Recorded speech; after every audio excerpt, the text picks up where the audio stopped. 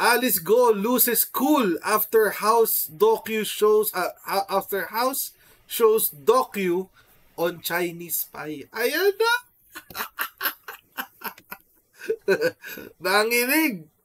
Nanginig ang buto-buto ni Alice Go. Dismissed Bamban Mayor Alice Go has always exhibited a calm and happy demeanor, which is often gleaned on social media. But at the House of Representatives Squad Committee, Go appeared to lose her cool when Davao Oriental 2nd District Representative Chino Almario presented a video documentary from foreign news outlet Al Jazeera about Chinese spy Xie Zhijiang. Ayan na.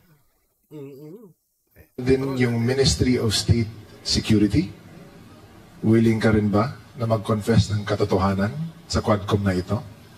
Your Honor, pa-specify ko po sa ating question po. Yeah. Para I know paano po din po ako makahelp po. Okay. Sige. I'd like to direct your attention po sa ating screen. Can we please flash? Kilala mo ba itong si Xie Zhijiang? Hindi po, Your Honor. Hindi po. Okay. I'd like to put that on the record, Mr. Chair, na hindi po niya kilala the person in question na si Xie Zhijiang. Nung nakarang mga hearings, and I'll just put this on the sideline lang because I will touch back on this one again, Mr. Chair. Nung nakaraang mga hearings, sinabi niyo po sa Senado, andito sa Congress, na ikaw ay Pilipino. Tama po ba? Yes po, Your Honor. And sabi niyo din na dito kayo lumaki. Tama po ba? Yes po, Your Honor. Dito kayo ipinanganak. Tama po ba? Yes po, Your Honor. I have my Filipino birth certificate po. And dito din kayo, Pilipino din yung mga magulang ninyo po? Ang alam ko po, ang nanay ko po ay Filipina po. Okay. And yung tatay mo? Tatay ko po ay Chinese. Okay. Now, let's circle back a few years before, more recently, yung sa pagtakbo ninyo bilang mayor po. Ano ulit yung naging rason ninyo kung bakit kayo gustong or bakit kayo nagdesisyon na tumakbo bilang mayor ng Bamban? Your Honor, unang-una po, short, ano silang? Yes po, tatlo po kasi yung, yung sagot ko po dyan. Isa po sa tatlo ay childhood dream ko po. Pangalawa po, sa Bamban po ako lumaki, gusto ko somehow makapag-share din po ng kung ano pong meron ako. Gusto ko rin po natulungan yung mga kababayan ko po. Pangatlo po, tinulungan din po ako ng former mayor din po namin sa town para sa kampanya din po. Okay. And saan kayo kumuha ng pondo para tumakbo bilang mayor? Your Honor, 37,000 po ang aming voters. Hindi po ganun kalaki. So, saan lang kayo kumuha ng pondo? Kasi kailangan ng pondo, di ba? Para magkampanya. So, saan kayo kumuha ng pondo? Your Honor, kumuha po ako ng pondo sa negosyo ko po. Okay. Sa farm. And itong negosyo is? Your Honor, lahat po ng negosyo ko po, sinampahan po nila ng AMLAC. So, I invoke my right against self-incrimination po pagdating po sa business po. Okay. Can we show the next slide? Gusto ko lang pakita. So, confirm niyo po, Ms. Alice, na kayo po ito sa likod po ng Ford F-150. And yan si Cassie, na nakasakay din ng Can-Am. Ano ba yan? Riker Sport 900? Your Honor, hindi po yung campaign. Yan po ay town fiesta po namin. Ito yung Can-Am. Magkano yan? 2 million, 1.5 to 2 million pesos na motor. Ganito yung motor ni Digong eh. Simple lang yun. Simple lang si Digong, guys. Ganyan yung motor niya, yung Can-Am. Anyway. Buisit. Town fiesta lang. Okay. Angat na angat. So, very interesting. Kasi from what I remember, kasi ako mahilig ako sa kotse, pero yung kotse ko is a 2003 Camry. And medyo may kamahalan din yung mga nakikita natin dito sa pictures. But sige na lang. So this was a fiesta naman din and very festive. Pero kayong dalawa yung nasa picture, tama po ba? Yes po, Your Honor. Okay. So you deny, lahat ng mga funding na nakuha mo for your campaign, galing sa sarili nyo, sa businesses? Yes po, galing po sa sarili po lahat, Your Honor. Okay. Now, Yay! you didn't ask Okay. for any funding from any Chinese person, Filipino? Never po. Okay, sige. Filipinos po, may mga friends po na tumulong in kind, pero finances po, wala po. Okay, In sige. coin. Now, Mr. Chair, if you would allow me, I'd like to show a video to everyone. Ayan. This is from Al Jazeera. And if I may, Mr. Chair, also request humbly that this may not be taken out of my time, as this is very revealing Ayan also in na. nature, if it's okay, Mr. Chair. Certainly. Thank you, Mr. Chair. Almario, the better Almario. Anyways, please, Comsec, can we please play the video? 我接收到很多这个中国公安部和“一带一路”的这个机密啊，一些事情呢还和最高层单位呢有关系。我会送回中国，一定会造成灭口啊！ Wang Fugui met Sher in prison and says he witnessed an attempted attack on him. 60-70个泰国人对我们10多个中国人进行那个无差别的袭击。为什么知道是针对佘江先生呢？是因为这些泰国人相互说话当中就是有在找佘志江，那个时间是他律师会见的时间，然后所以说躲避了这一次袭击。 Thai prison authorities did not respond to our request for comment. Wang spent 5 years in jail battling charges related to credit card fraud before being found not guilty. Card fraud. He says he became good friends with Sher when they were placed in the same cell. He's now the custodian of many of the tycoon's alleged secrets. 他有在亚太上留下很多那个待解密的那些档案，目前受到他的那个授权所解密的那些内容只是部分的内容而已，但是这些内容涉及到了那些国安人员的名单。 Yun. He allows us to take a look. One file in particular catches our Oi! attention. Oy! Oy! Oy! Oy! Oy! Wow! Guwaping!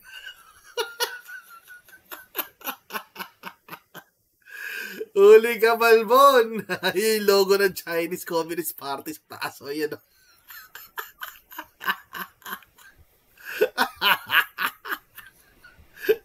Tuloy natin.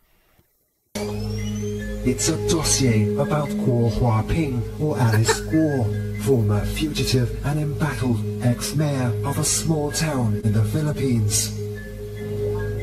Now in police custody, Guo is being investigated for alleged ties to scam operations and money laundering.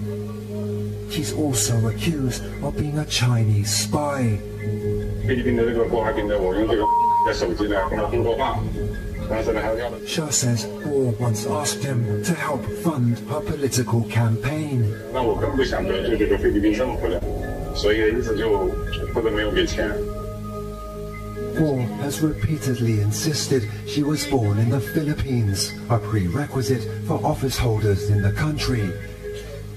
But Sher's dossier lists China as her place of birth. Guo had previously claimed she's the daughter of a Filipino woman. But according to this document, her mother is a Chinese citizen called Lin Wenyi. The dossier also lists a family address in China's Fujian province. Ito yung matindi. Tinan nyo, ha? This is what our researcher finds when he visits the local office of the Chinese Communist Party. Yung residence niya, mga kochero. Yung residence na nakasulat doon sa dossier. Opisina. Opisina ng Chinese Communist Party. Ayan.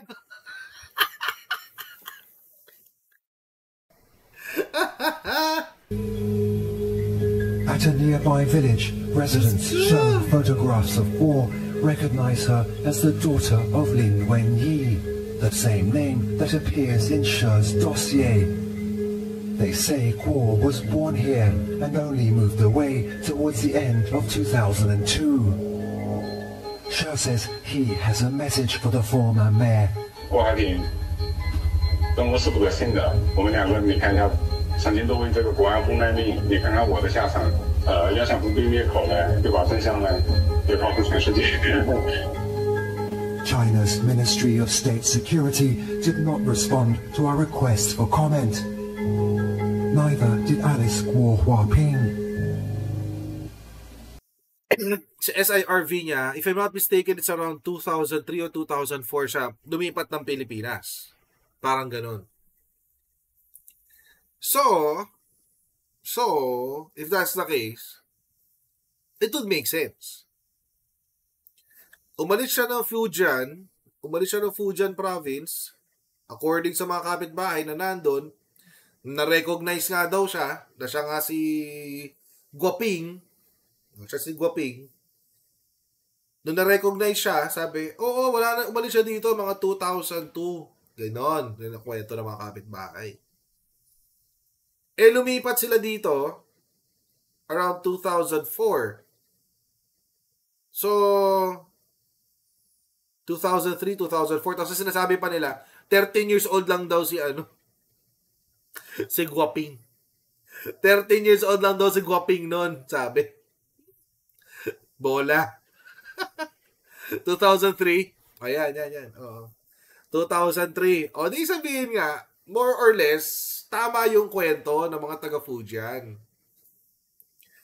Tama yung kwento ng mga taga-Fujian. If that's the case. Another giveaway, mga konchero, na potential na spy, itong si Alice Guo, ay yung reaction niya pagkatapos. Ito yung reaction niya. Committee, that even if we have been making our own researches, pulling up our own inquiries, this is another source from a completely different party and is unrelated to what we do.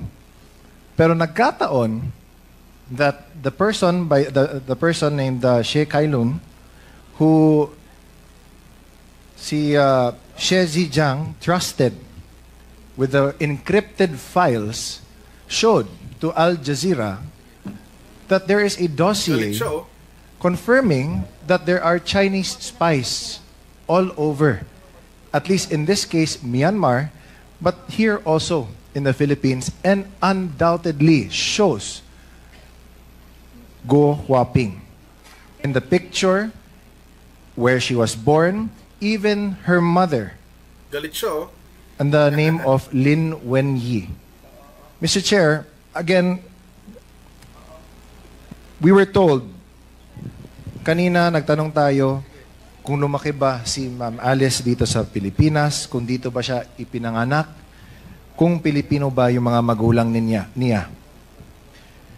She first said na dito daw siya lumaki, which is false. Because paano malalaman or ma-identify ng mga tao doon mismo sa address sa Fujian na nakilala nila si Alice Guo o Guo Huaping as anak ni Lin Wenyi nung pinakita nila yung picture ni Guo Huaping sa kanila. Number 2, tinanong natin kung saan ba siya ipinanganak. Nakita na nga. Doon mismo, she left daw late of 2002. Sabi pa ng mga tao na in-interview ng Al Jazeera doon mismo sa Fujian. And might we take note, Mr. Chair, na sa video, nung pinuntahan nila yung address na nakalagay sa dossier, sa encrypted dossier, is a local office ng Communist Party of China. So, Mr. Chair, I think this in itself speaks volumes na. No? Nagagalit na. Again, nakakainis na time and time again, dinideny ni Guo Huaping lahat ng mga questions na tinatanong namin sa kanya. Okay. Again, let me ask. Guo Huaping, kilala mo ba si Xie Zhijiang? Yes or no? Your Honor, yung Xie Zhijiang na sinasabi niyo po, yan po ba yung pinakita niyo po kanina sa akin sa picture? Correct. Hindi ko po siya kilala. At sana po, Your Honor, Mr. Chair, makuha ko rin po yung details. Gusto ko po magdemanda. Hindi ko po sila kilala. Hindi natin madidemanda, Miss Alice, dahil kasi he's in jail in Thailand. Correct. And the reason why he's speaking the truth now is because, as he was saying that din in the video, although hindi lang pinakita dito, is that he is also being illegally detained daw, sabi niya. Kaya sa galit niya, he wants to speak also the truth out to the world, na iniipit na rin siya ng Chinese Ministry of State and Security. So, what does he have to lose? That's why nga sinabi nga niya sa inyo, Miss Go Huaping, na tell the truth. Don't fall to the same mistakes that he has done. Kasi nga, he also fears for your life. Remember, nung Senate hearing, na you mentioned na you didn't want to name names because you feared for your life. And because of that, the Senate granted you security and asylum within the PNP's compound. Ngayon, na nag-executive session na kayo, sabi ng Senate na there was nothing to go about except for one name na hindi pa din namin alam. But if we look at it, there is no doubt, kitang-kita na. Hindi na galing mismo dito sa Quadcom, pero in an international company that whose job is to search for the truth worldwide. Kalmahan mo, te. Kalmahan mo, te. Papindot ka na sa mic. Papindot na siya. Hindi pa tapos magsalita si Kong, papindot na siya. Yan, eh. Papindot na siya. Yan, ha. Huli ka, Balbon. Huli ka, Balbon. So, Mr. Chair, I'd like to submit this video. Na this is confirmation that what we've been trying to unearth here, marami na din dyan na nakikita din that corroborates not from us but from other parties as well. Which also means that this Quadcom should also be the avenue for which other people should also go to us to reveal more of the truth, kasi kailangan din natin yung kompletong katotohanan. Which is why this is an open call to action, Mr. Chair. Sa lahat ng mga nanonood ng Quad Committee meetings natin, na kung may alam kayo, lalo na nakakatulong ito sa pagtingin, sa pagkuha ng katotohanan, please come forward. Kasi this is national security also at stake. She's been denying na may kilala siya, na ultimo, sinasabi niya na ilang beses na siya tinawagan para humingi ng campaign funds. Kung hindi niya alam yun, or if he was saying, if it wasn't even in the same timeline, then he wouldn't have said that. Diba? Timing. Elections natin, doon din siya, tumakbo din siya, humingi siya ng tulong. It all adds up. It all lines up. So, Mr. Chair, I'd like to submit this video to the committee. And I hope na people really try this time na mas marami pa na will come forward to speak truth to this matter. Thank you, Mr. Chair. Thank you, Congressman Almario. So, before we recognize the next interpolator, may tanong lang ako kay Miss Go Huaping. So, hindi mo kilala yon, ano? Your Honor, unfair naman po para sa akin. Hindi ko po siya kilala at never po ako humingi ng campaign fund entirely. Never po ako humingi ng campaign fund during my campaign period. At nung video na pinakita po ni Congressman Chino po kanina, hindi ko po siya kilala.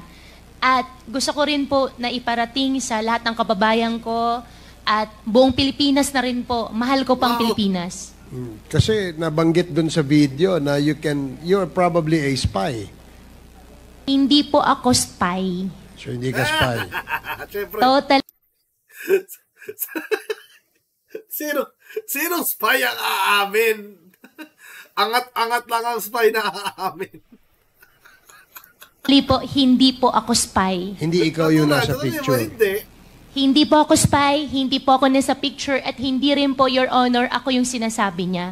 Kasi yung parang pinakita niyang dokumento, I don't know if that is a birth certificate from China, it clearly shows a picture that resembles your feature. Di ba? So, 1, 2, pangalan mo, yung Go Huaping. Tapos, yung place of birth mo, nakalagay daw doon. Nakalagay, China di ba? So, how will you now tell us and convince the Filipino people na ikaw ay hindi spy at ikaw ay hindi involved dito sa Pogo? Your Honor, I think our government agencies can prove din sa darating ng araw na hindi po ako spy dahil hindi naman po talaga ako spy. Secondly, yung tao po na nasa video po kanina, I'll find way para, hindi ko po alam kung paano, pero I'll talk to my lawyer, especially the network, magdidemanda po ako. I'd like Paano ka magdidemanda? Wala nga sa custody ng Pilipinas. Nasa Thailand nga, ete. Nasa Thailand siya, paano siya magdidemanda? Walang espiya na aamin na espiya siya. Walang ganon, mga kajero. Angat yun, angat na espiya yun kung aamin siya. Yun talaga siya. Mukha pa lang siya na yun eh. Pinabata mo lang, syempre. Pinabata mo lang ng konti. Kasi syempre, ilang taon lang siya doon. Diba? Allegedly, 13 years old. Allegedly. Hanggang dito lang po muna tayo for today's video. Maraming po salamat sa patuloy na pagsuporta sa ating channel. Huwag niyo po kalimutan mag-like, share, and subscribe. And I'll see all of you tomorrow sa ating next Coach Jared Live. God bless and see you next time, guys. Bye!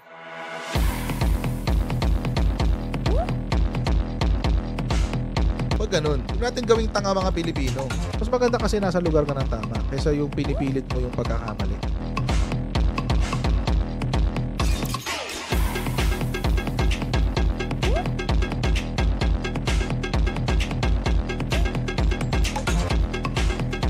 Are they willing to go that far? Hindi makakalimutan ng Pilipino yan hanggat di nasasagot niya.